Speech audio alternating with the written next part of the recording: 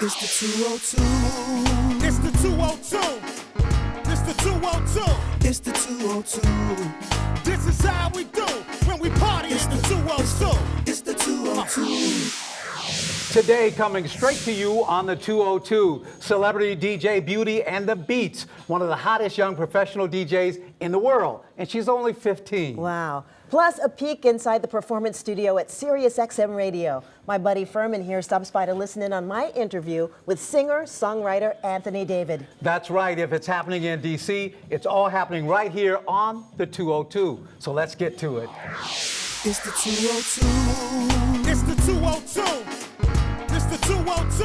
It's the 202. And welcome to the 202. I'm Ferman Patterson, here with my very lovely co-host, Michel Wright. Hey, Ferman. But listen, before we chat about what's on the 202, we got to give a shout out to our young superstar DJ over there, DJ Beauty and The Beatz. So awesome. It's fantastic. So, before we get started, I want to talk about going to work with you. You know how sometimes kids go to work with their parents to see what they do? Yes. Well, I went to work with my co-host at XM Sirius Radio to see what you do Yes, when you're you not did. here with me. That's right. We kind of made it bring a friend to work day. That's it. That's it. It just was a fun time. I do a weekend show and some specialty things with Sirius XM Radio. I've been with them for a while. And one of the things I love about them is we have this great performance studio. So when artists are coming to town, or we have an artist friend that we want to give some love if they have a new project coming out, we do an interview, we have a performance. It can be a big full-fledged with, you know, a lot of instruments and band members, or it can be kind of small and acoustic, which was the case with Anthony David. Anthony David, Yeah, yes. who I've known for a few years. And he was just really good. Wasn't that a good time? Yeah, good interview, good music. Thank you. And I was really impressed with the studio, the performance studio. Yes. I thought that was fantastic. We're looking at Anthony David, and someone was with him singing. Mila. Mila. Yes. Mila, fantastic voice. That's right. You Yeah. know, they sang a song that's very, very popular. I know which one that was. That was called Booed Up. Booed up. You want to translate that for us? Well, you know, Anthony, as he said in the interview, when it gets to be the winter months, you know, it's just really cold outside, you're thinking about, you know, being with somebody special, you know, getting close and hugged up, cuddling, getting booed up. So, And they're having breakfast in bed and Yeah, cuddling, all of that stuff. all It was a that great goes song. with getting booed up. That's right. And it's catchy. I know Yes. you can't get it out of your head. You I couldn't can't. get it out for a while. Ever since I heard it, I can't get it out of my head. Booed up. I want to be booed up. See? Oh, we Now, might be able to stand it. Tell me about the other performance. You told me there were 2 performance areas at Sirius XM. Well, yeah, I was talking about here in our DC facility and New York. I work out of both locations. So the last interview I did in New York, I had to go up to interview John Legend. Wow. But we do, yeah, all kinds of things like that, which is Yeah. really, really wonderful. I love satellite radio because you can get in your car in California and drive all the way across country and never Listening to leave you. me. That's right, I leave my show. And it's called The Sweet Spot. The sweet spot. My Now, where does that weekend come show. from? That's you know, some people say I'm kind of sweet, you know, and so that's that spot that I have on the Heart and Soul channel, which is channel 48 on Sirius XM. So yeah, it's okay. that sweet spot, you know. And tell us, for those who've never driven by Sirius XM radio, tell us where it is and what the whole agency encompasses. Well, yes, Sirius XM Radio is located, it's that huge building at the corner of New York Avenue in Eckington in Northeast DC. And it's right across from, I think it's a FedEx or something like that. Right. But we do a lot of the satellite radio shows there. Most of the sports shows are live. We do a lot of performances, satellite radio. Again, yeah, most people come with it in their new car, so Right. they can turn it on, you know, and you get They your... make it easy for you now. That's right, and you Yeah. can just select the type of music that you want to listen to. And my channel is R&B from yesterday and today. So you get those throwbacks, you get New Edition and BBD, but then you get the rising stars, and you get your Anthony Davids, you get your Alicia Keys, your Yeah. Mary J. Blige, you Right. know. It's just a good time. Fantastic. Well, I'll have to come and hang out with you again because I'd love I it. enjoy that. All right, and coming up, she's been honing her DJ skills since the age of 6. And at 15, she's already been featured on Fox 5 Morning News and ABC News. That's right. We'll be talking with DC's hottest young professional DJ, DJ Beauty and The Beatz. Keep it right here. The 202 will be back in a moment.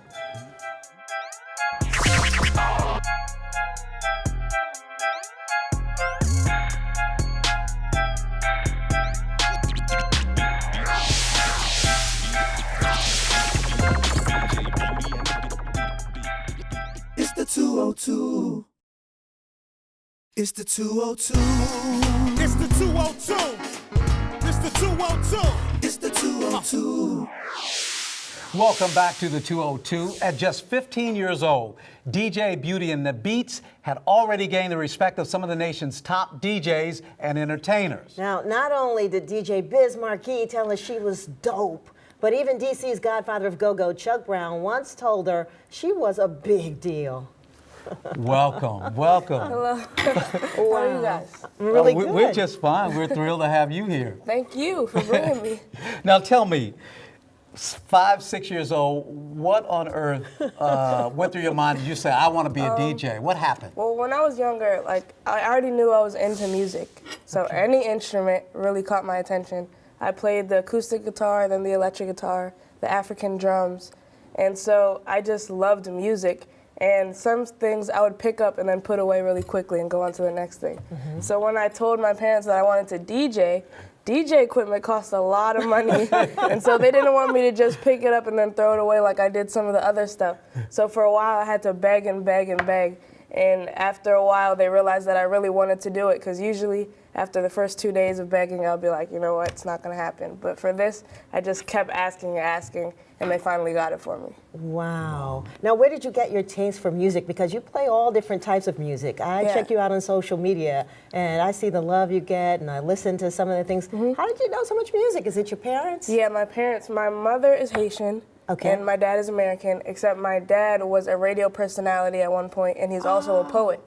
And so he's really into all different types of music. He has CD cases filled with all different types of reggae, hip hop, everything. He has everything in there, so I got my taste from them. There's all kind of talent in your family. No Yeah. wonder. Now, did you see a particular DJ at that age that you said, oh, I So- want to do that. I like the way they do that? My favorite DJ is DJ Jam Master Jay and DJ yes. Jazzy Jeff. Jazzy Jeff, And so I really liked any DJ that I saw at that age. I would just always go behind them. Like, they had events called Untamed Tongues. Okay. And that's where poets would perform, rappers would perform, and DJs. And so I would always stand behind the DJ, and my parents would assume that I'm bugging him or something like that because I'm so young and I'm just all in this personal space. And so the DJ would always let me stay there. They would come and try to get me. He'd be like, no, she's fine. And he'd even let me scratch or something like that. And so it just caught my attention. No matter what DJ it was, I always wanted to watch. So you actually started playing vinyl records, Yes. not just the computer that a lot of the DJs today do. I started off old on school stuff. vinyl. Yeah. Wow. Man. Okay, so you've honed your skills at about 6 or 7 years old. When did you first get a paying job? When did somebody say, oh, I'm going to pay you to do My that? first paid gig was at 8 years old. No. And it was at my school. It was at my elementary school in Las Vegas, Nevada, Yes. Gilbert Magnet School. And so that was my first paying gig ever. Do you remember the very first song you played? It was all Michael Jackson. Michael Jackson was my muse. Like, I loved him to death. I was him for Halloween, 3 Halloweens in a row. Wow. Yeah, I was Michael Jackson. Then I was Michael Jackson with the glove, and then I was Michael Jackson from the Oz. Oh, I would have loved to pictures? see that. I'm pretty sure I do somewhere. Yeah. Next time you come back, we'll have to bring the pictures Yeah, on. definitely. Man. So you were getting shout outs from some important people in the Yeah. business. Yep, I got a couple of shout outs. I DJ'd for Will Smith before. I DJ'd for President Barack Obama and First Lady Michelle Obama. Well, how did that come about? It was What at that? the Easter egg roll, and the story is actually kind of funny because you know how we make vision boards? Yes. And so we made our vision board for the year, and the White House was on it. And at that age, I really wasn't expecting to actually DJ at the White House. I just put it on the vision board because that's what my parents said, like, we just set it out for the year. Yeah. And so I went to my mom's job. She worked at a school. And so when I went over there, I used to go after school every day. And today she closed the door behind me and ran to her desk and was like, guess what? And I was like, what? And she was like, you will never believe who called or who emailed us. And I was like, who emailed us? I was thinking like just like a celebrity or something like that. And she said the White House. And I was like, the White House emailed you? And so long story short, I ended up DJing for the Easter egg roll in 2014. Oh, that is amazing. Talk about going straight to the top. Yes. Man. Wow. What do your friends call you, and what does your family call you at home? Do they call you Beatz, Beauty, No, they just call me Sierra. Just Sierra? Yeah. So your full name, Sierra, is? Sierra Serenity Roundtree. Oh, that's a beautiful name. Thank you. Yes. Wow. So I also want to know, that was your first paying gig. So how often do you perform? How many gigs do you get per week, per month, per year? I DJ every week, every weekend as well. Are you So, serious? yeah, I probably about 4 or 5 a week. Wait, what about school? I'm homeschooled. Oh, Ah, nice. That's how you can sort of juggle your own schedule. Yes. Wow. So what kind of things are coming up for you in the future? A lot of great things are coming up. I'm starting acting, so I'm going to start acting Nice. for television shows and stuff like that. I started producing, so I'll be producing music more. And I just wanted to venture out of DJing and stay in the field. Okay. Because I want to be more than a DJ. I'm an entrepreneur, so I want to be able to have different streams of income and different ways to touch there people. you go. There you go. Well, we've heard you talk about DJing. We want to see it and hear it now. Yeah. So we're going to have you Definitely. go to the turntable and see what you can mix up for us. Definitely. All right. That's right. DJ Beauty and the Beatz is going to rock the turntables for us right now. So this to all of my haters. Please do me a favor. Keep my name all in your mouth so I can flex on y'all later. Cause I look good. I look good. I look good. I look good. I look good.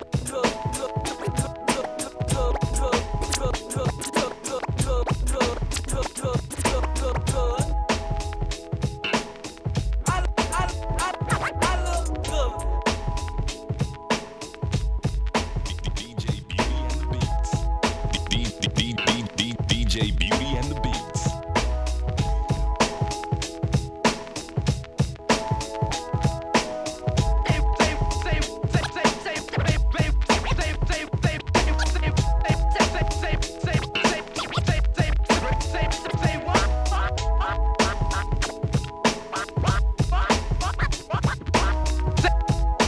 And you don't know me yet.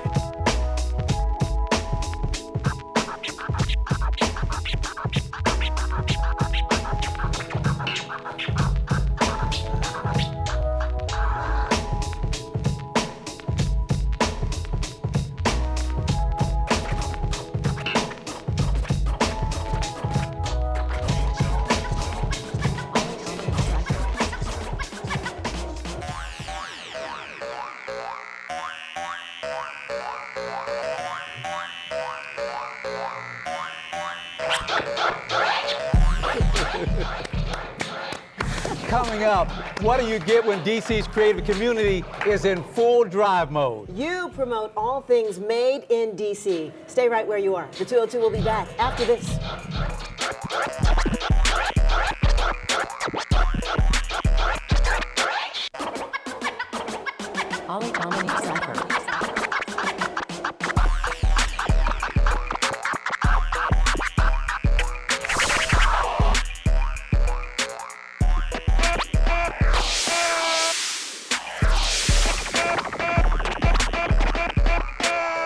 It's the 202. It's the 202. It's the 202. It's the 202. It's the 202.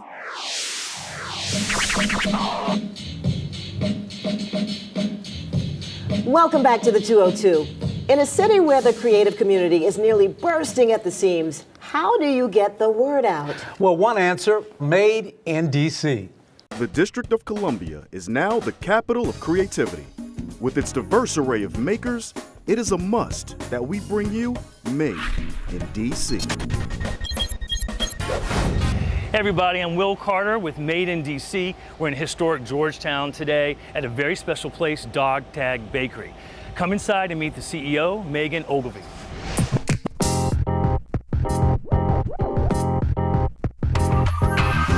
Megan, thank you for having us. So excited you guys are here. Tell us a little bit about Dogtag Bakery. We are a 501c3, and we focus on the empowerment of veterans that have service-connected disabilities, military spouses, and military caregivers through a 5-month fellowship program where we foster this entrepreneurial mindset within our small business that we're sitting in right now. Who is behind Dogtag Bakery? Okay, we have front of house, we have back of house that come in every morning, starting at 12:30 a.m. and start baking fresh bread and fresh breakfast products. And then we have another crew that comes in and starts on the lunch items. So the fellowship program operates upstairs Monday through Thursday, 9 to 4. And the goal is that we have a partnership with Georgetown University. So 6 hours a week, our fellows are actually focusing on their education. So they take 7 courses. Upon passing papers, tests, presentations, all the works, they graduate with a certificate in business administration from Georgetown University's School of Continuing Studies. So the bakery becomes a real live model of what a small business is, and they get to actually test different theories through it. What does Dogtag Bakery do for the DC community? It's based right here in Georgetown. Well, what's the interface with the community? We really want this bakery to be a place of community. We want our neighbors, we want local businesses to come here for meetings or for social outings or for that cup of coffee that you need at 2 p.m. And then we also want them to know that once you come in here and you purchase a product, that you're actually now supporting our program. At the end of every day, we actually go across the street to Grace Episcopal to the homeless shelter. So all of our breads and all of the products at the end of the day are then donated there. We're also trying to be good to the community and saying, let's bring in local businesses that are veteran associated that we can actually now promote in our business or utilize in actually their bakery. So Megan brought out a treat that I'm very, very curious about. Let's share the love. So Share the Love is our homemade brownie that we make every day. And the goal of this is that we actually cut it in half before we package it. And so when you open it up, you get to split it and you can share it with someone you love. It's something that we think is a simple way of making people connect with one another. Tell me the significance of chandelier. So Father Curry found a chandelier in the Chicago Vietnam Memorial Museum of massive chandelier made of dog tags. And he really wanted to bring that. He thought that was a beautiful piece of artwork that also could then be part of a conversation with our community of saying, this is who we serve. So when you look up and you see dog tags, it's a reminder that our military are still out there serving, but your involvement here in the bakery and purchasing product are now giving back to that same community.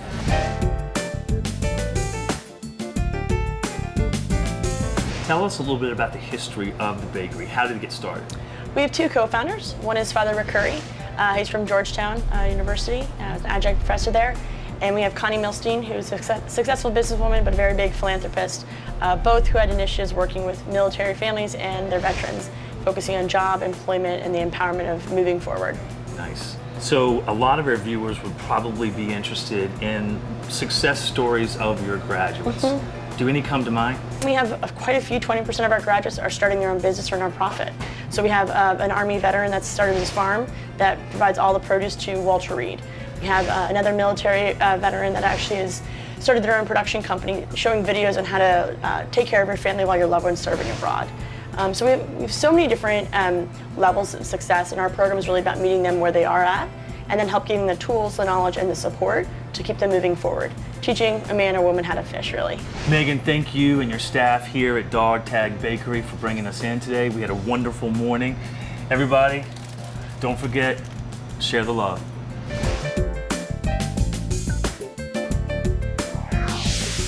You know what this package made me think about is that I'm made in DC. Okay. I'm a native Washingtonian, so I guess I'm made in DC. Nice. I love that the city is really promoting local business, entrepreneurs.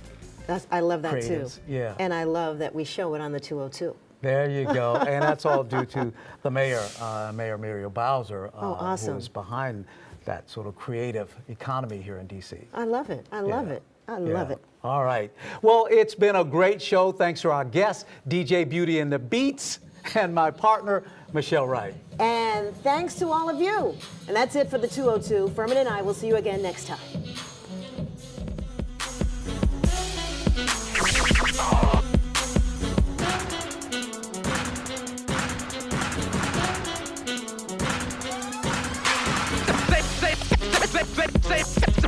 Say what?